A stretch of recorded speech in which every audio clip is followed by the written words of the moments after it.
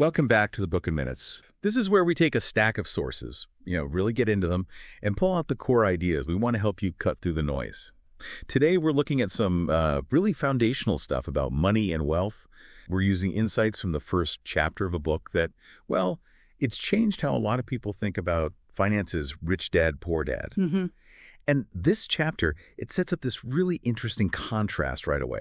So our mission here is to unpack those key lessons from the beginning of the text. We'll explore these different money mindsets, what the source suggests gets passed down in families, and this really crucial difference the book argues is key to, financial security. Absolutely. And that contrast you mentioned, it's sort of the hook, isn't it? Having two very different perspectives laid out forces you, the listener, to think actively. You can't just passively accept one view. You have to compare, consider, and figure out what makes sense for you. That's what we hope to help you do. Okay, so let's get into that core setup. The source introduces this idea of having two main financial guides, two father figures. One is highly educated, successful in academics, but apparently struggles with money. The other, less formal schooling, but ends up building considerable wealth. Right. And the advice they give is just worlds apart. Totally. Like, take their views on money itself. One might say something like, loving money is the root of evil.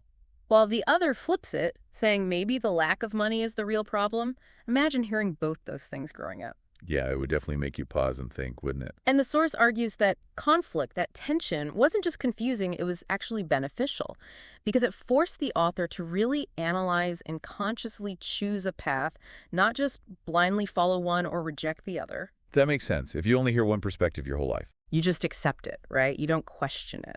This highlights a big point the source makes. A lot of our financial programming, our mindset about money, starts at home. Kids tend to absorb their parents' approach, whether the source calls it a poor or rich mindset, regardless of school grades. Which leads us right into the source's view on traditional schooling. It's great for teaching professional skills, right? How to get a job, be an employee, specialize. How to work for money. Exactly. Yeah. But the source points out a gap. Even people who are really successful professionals, doctors, lawyers, bankers, are examples used with them. They can earn a lot. High income, yeah. But still be in a precarious financial position because the school teaches how to earn it, but maybe not how to manage it, keep it, make it grow. Yeah. That financial aptitude piece. And that's a crucial distinction the source makes. Working hard for your money is obviously important for getting income. But the real skill, according to this material, is what you do with that money once it lands in your account. How do you keep it? How do you make it work for you? And importantly, how do you stop too much of it from flowing out unnecessarily? The source mentions taxes as a major example. Right. And this connects to that concept they call the rat race. You work harder, you get a raise, you earn more money. But then your expenses creep up too. Maybe a bigger house payment, a new car loan. Higher taxes, more insurance. All of it. Exactly. So you're running faster on the treadmill, earning more, but you're not actually getting ahead financially. You're just stuck in that loop. So how does the source suggest getting out of that loop? They propose what they call the only rule, essentially. And it sounds incredibly simple. It really does. You need to know the difference between an asset and a liability. And then you need to buy assets. That's it. Simple definition, profound implications. Yeah, the definition itself is just. An asset puts money in your pocket. A liability takes money out of your pocket. End of story. And this is where it gets interesting, because that definition challenges how many people view things.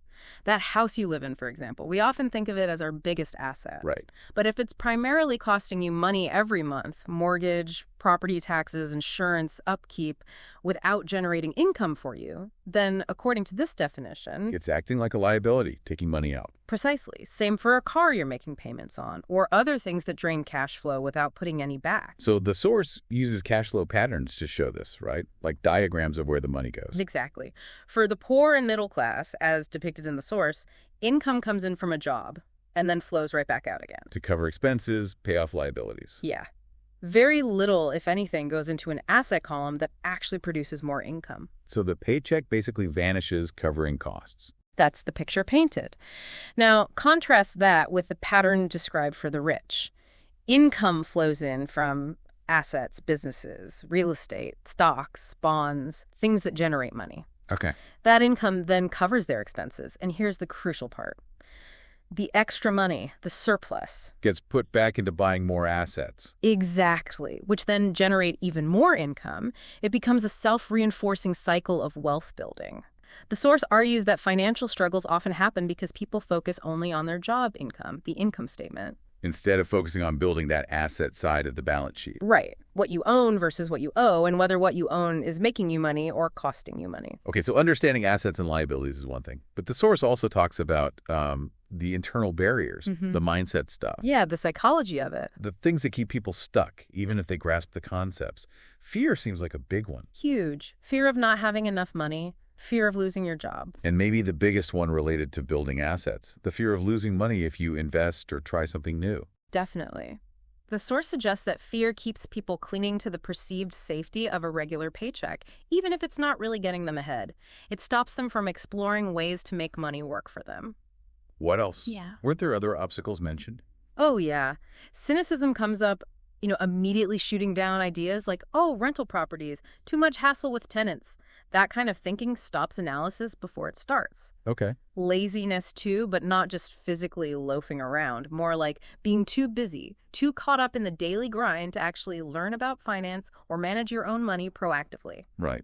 I don't have time for that. Exactly. And arrogance thinking you know it all, which, as the source points out, often just masks ignorance and prevents you from learning. And that connects to a really interesting, maybe counterintuitive idea from the source. Paying yourself first. Yes. This one often raises eyebrows. The idea is, even if things are tight, you allocate money to your asset column or savings before you pay your bills. Which sounds backwards or stressful. It creates pressure, definitely. But the argument is that this pressure is productive. If you've paid yourself first and now you're short for bills, it forces your brain to get creative, to find ways to generate that extra income needed. It makes you financially stronger and more proactive. As opposed to paying bills first and having nothing left for assets. Right. Paying yourself last, the source suggests, keeps you financially weak, always reacting to expenses and creditors, never getting ahead. And dealing with that pressure, learning to find solutions, probably involves facing that fear of failure we talked about. Absolutely. The source emphasizes that failure isn't the opposite of success. It's often part of the path to success. But the fear of making a mistake, of losing money, paralyzes so many people. So they avoid failure, but they also avoid any chance of real success in building assets. Precisely. Okay, let's circle back to that phrase, minding your own business. The source uses it in a specific way, right? Yes. It doesn't just mean starting a company necessarily. It means focusing on building and growing your asset column. That's your real business. Your job pays the bills, maybe, but your business is your assets. Like that early example from the source of the comic book library. Perfect example. They didn't get paid hourly to run it. They created an asset, the collection, and the system that generated income from admission fees. Even when they weren't physically there working, their asset was working for them. Exactly. It illustrates making money work for you, not just trading your time for money. And doing that requires learning, doesn't it?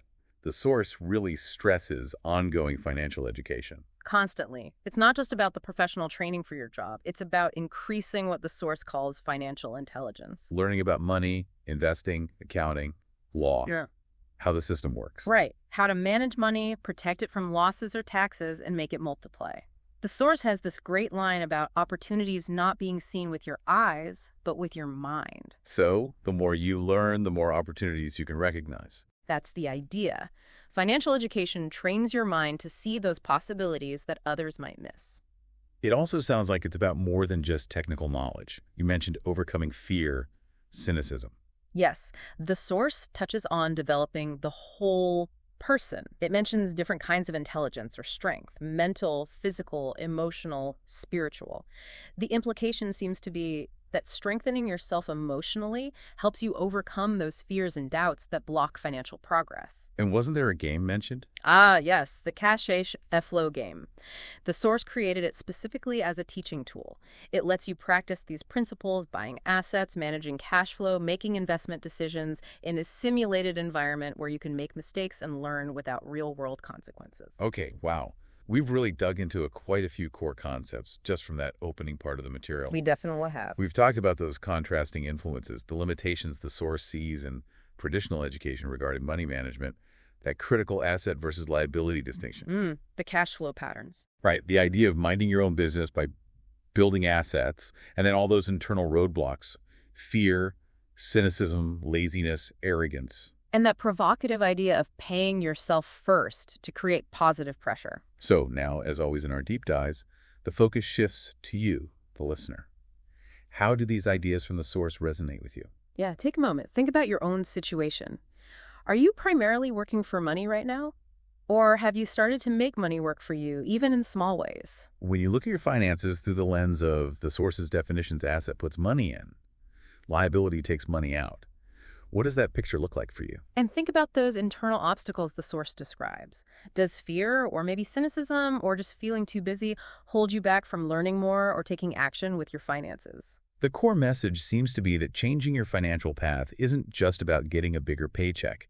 It's about a shift in thinking and taking deliberate steps, no matter how small they seem at first.